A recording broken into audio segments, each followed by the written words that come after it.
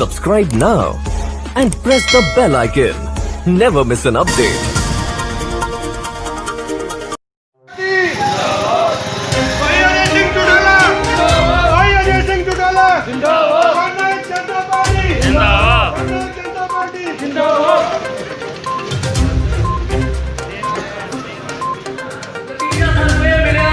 ਸਾਡੇ ਦੋਵੇਂ ਜੰਗ ਲੀਡਰਾਂ ਨੂੰ ਬਹਾਨਾ ਰੈਲੀ ਤੋਂ ਬਾਅਦ ਪਾਰਟੀ ਦੇ ਵਿੱਚੋਂ ਬਾਹਰ ਆਉਣ ਦੀ ਸਭ ਤੋਂ ਵੱਡੀ ਰੈਲੀ ਸੀ। ਉਹ ਬੰਦੇ ਨਾਲ ਬੰਦਾ ਜੋੜ ਕੇ ਖੜਾ ਸੀ ਔਰ ਬਹੁਤ ਸਾਨੂੰ ਊਰਜਾ ਮਿਲੀ, ਬਹੁਤ ਸ਼ਕਤੀ ਮਿਲੀ। ਉਸ ਤੋਂ ਬਾਅਦ ਹਰਿਆਣਾ ਹੀ ਸਾਰਾ ਹਰਿਆਣਾ ਹੀ ਉਸ ਰੈਲੀ ਦਾ ਨਤੀਜਾ ਸਾਨੂੰ ਇਹ ਮਿਲਿਆ। ਸਾਡੇ ਦੋਵੇਂ ਜੰਗ ਲੀਡਰਾਂ ਨੂੰ ਬਹਾਨਾ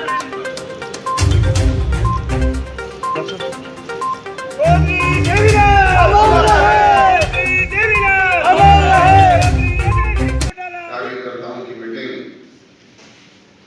जिस मकसद को लेकर के बुलाई गई थी,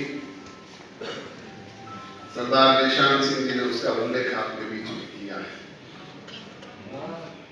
पार्टी को स्थापित हुए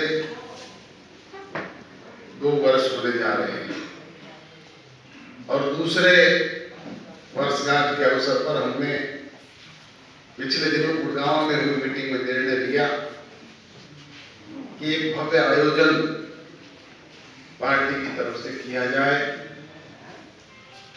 पिछले दिनों जननायक जनता पार्टी ने सरकार में रहते हुए 1 साल में जो उपलब्धियां हासिल की है, उसके लिए जनता के बीच में आभार व्यक्त किया जाए और आभार रैली के नाम से ही इसका आयोजन किया गया। अब चूंकि परिस्थितियां एकदम फिर बदल गई, कोरोना की महामारी ने दोबारा व्यापक रूप लेना शुरू कर दिया है। एम्स के हमारे डायरेक्टर ने, डॉक्टर नरेश तरहान जैसे वरिष्ठ डॉक्टरों ने और दूसरे वरिष्ठ डॉक्टरों ने ये कहा है कि आगामी 2-3 महीने जब तक वैक्सीन बाजार में नहीं आ जाए तब तक बीमारी वो बढ़ेगी और उस बढ़ती हुई बीमारी को मद्देनजर रखते हुए केंद्र की सरकार ने भी कल कुछ निर्णय लिए हैं, कुछ गाइडलाइंस और जारी की है और निकट भविष्य में इसे और ज्यादा सख्ती से लागू करने की बात भी की जा रही है। ऐसे में हरियाणा प्रदेश की सरकार ने भी, मुख्यमंत्री ने कल के अखबारों में स्टेटमेंट था, परसों दिया कि हम 50 से ज्यादा हॉल में इकट्ठे नहीं हो सकते, 100 से ज्यादा खुले में इकट्ठे नहीं हो सकते। सरकार के हम हिस्सा हैं, सरकार की बात पर फूल चढ़ाना हमारा भी कर्तव्य होता है। आप सब साथी बैठे हुए, मैं आपसे ही इस बारे में राय लेना चाहूंगा। रैली के लिए हमने गुड़गांव की मीटिंग में तय किया था, पर अब हालात विपरीत है, इसलिए ये मीटिंग चूंकि पहले रख चुके थे, ये तो आज इसलिए सबसे राय भी कर लेंगे, सबसे मिल लेंगे, इसीलिए रखी गई थी। बाकी रैली के लिए अब हम नेक्स्ट डेट कोई भी हालात के मुताबिक घोषित करेंगे। कोरोना की वजह से अब सरकार की तरफ से भी पाबंदियां लगाई गई है, केंद्र सरकार की तरफ से भी सख्ती से इसे लागू करने का काम किया जा रहा है। तो हम तो कानून बनाने वाले हैं, तोड़ने वाले थोड़े हैं। 2 साल की उपलब्धि की बात कहते हैं, 2 साल पूरे होने कितनी उपलब्धियां मानते हैं? 2 साल के बच्चे से तो माँ बाप ये उम्मीद करता है कि ये बोलने सीख जाए, ढंग से ये चलना सीख जाए। हरियाणा प्रदेश की सरकार में तो रहते हुए हमें 1 साल हुआ है और उस 1 साल के पीरियड में हमने अपने चुनाव घोषणा पत्र को अमली जामा पहनाने का काम किया है।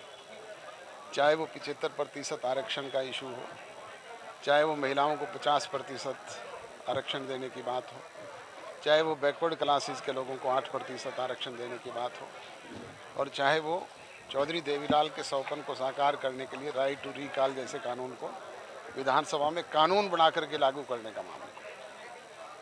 तो आप स्वयं अंदाज़ा लगा लें। और निश्चित तौर पे आगे आगे हमने जो भी प्रोमिसेस जनता के बीच में किए गए हैं वो हमारी सहयोगी पार्टी से तालमेल करके पूरा करने का काम करें। आगे निकाय चुनाव आ रहे हैं, पंचायत चुनाव है, इस तरह की जेजेपी की तैयारी? उसके लिए हमने 2 कमेटियों का गठन हमारे सीनियर लोगों के सहयोग से किया है कि हमें किस स्तर तक चुनाव सिंबल पे चुनाव लड़ने चाहिए, और वो ग्राउंड में जा कर के, फील्ड में जा कर के आंकलन कर लें और उसी आधार पर निर्णय करें। कृषि कानून लेकर किसान आंदोलन है और कांग्रेस और इनेलो दोनों ने कहा कि हम उनको समर्थन करते हैं।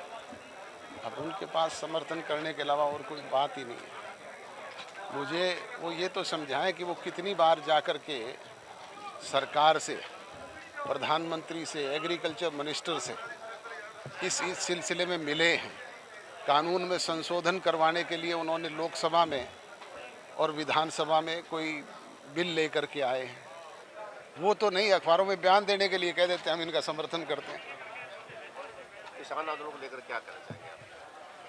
किसानों को इस सिलसिले में अगर कोई शिकायत है, एमएसपी प्राइस की रेट की बात वो करते हैं। आपके यहाँ पे फसलों का जो खरीद हुआ है तो सारे एमएसपी प्राइसेस पे हुआ है। हरियाणा ही एकमात्र ऐसा प्रदेश है जहाँ पे 7 फसलें एमएसपी प्राइस पे खरीदी जा रही हैं।